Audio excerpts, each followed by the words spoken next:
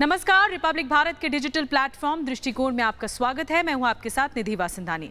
आजकल टीवी अखबारों में कोरोना वायरस के ही नए वेरिएंट ओमिक्रॉन के बारे में सुन रहे हैं, पढ़ रहे हैं और उम्मीद करती हूं सचेत भी आप हो रहे होंगे। कोरोना वायरस का नया वेरिएंट B.1.1.529 यानी ओमिक्रॉन दुनिया के सामने नई मुसीबत लेकर आ चुका है। भारत में तो लोग ये भी सोचने लगे थे कि कोरोना अब जा चुका है हमारी जिंदगी से। बिल्कुल भी नहीं, कोरोना का खतरा अभी गया नहीं है। इसीलिए दोबारा सावधान हो जाइए, क्योंकि भारत में दूसरी लहर में कोरोना की डेल्टा वेरिएंट ने भी ऐसे ही धीरे से दस्तक दी थी और फिर ये दूसरी लहर बेहद खतरनाक हो गई थी। हमने अपने अपनों को हमेशा के लिए खो दिया था और वो वक्त बहुत डरावना था। खैर, अब WHO ने कोरोना के नए वेरिएंट ओमिक्रॉन को वेरिएंट ऑफ कंसर्न बता दिया है, चिंता जताई है। दुनिया भर के एक्सपर्ट्स कह रहे हैं कि इस खतरनाक वेरिएंट पर एंटीबॉडी थेरेपी का कोई असर नहीं होता है और इस वेरिएंट की ताकत और लक्षण को लेकर भी बहुत सी नई बातें सामने आई हैं। दक्षिण अफ्रीका में सबसे पहले ओमिक्रॉन इन्फेक्शन की पहचान करने वाली डॉक्टर एंजेलिकेट कोएट्जी ने कहा कि उन्होंने ओमिक्रॉन कोरोना वेरिएंट के लक्षण सबसे पहले कम उम्र के शख्स में देखे थे जो 30 साल का था। मरीज को बहुत थकान रहती है, हल्के सिरदर्द के साथ उस व्यक्ति को पूरे शरीर में दर्द रहता है, गला छिलने जैसी दिक्कतें भी आती हैं। ना उसे खांसी थी, ना कोई लॉस ऑफ टेस्ट और स्मेल जैसी कोई दिक्कत थी।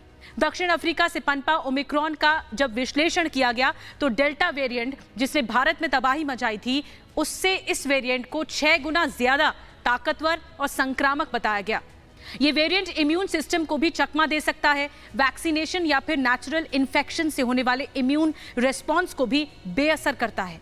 अब तक का सबसे ज्यादा म्यूटेंट वर्जन देखा गया है, मतलब एक वायरस में इतने सारे म्यूटेशन या बदलते रूप नहीं देखे गए थे अब तक।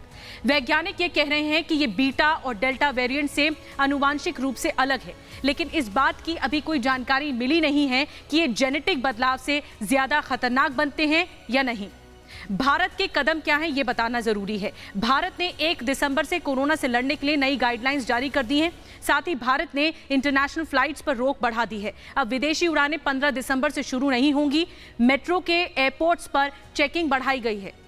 और तो और ओमिक्रॉन से लड़ने के लिए भारत आगे आया है। अफ्रीकी देशों को मदद की पेशकश की गई है। भारत ने वैक्सीन, दवाएं, टेस्ट किट और स्वास्थ्य सुविधाएं देने के लिए अफ्रीका को पेशकश की है। दक्षिण अफ्रीका में पाया गया कोरोना का यह खतरनाक वेरिएंट अब तक जर्मनी, इटली, बेल्जियम, इजराइल और हांगकांग में इसके मामले दर्ज हो चुके हैं।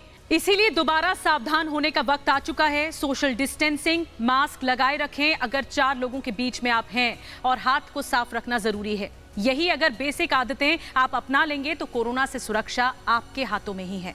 धन्यवाद।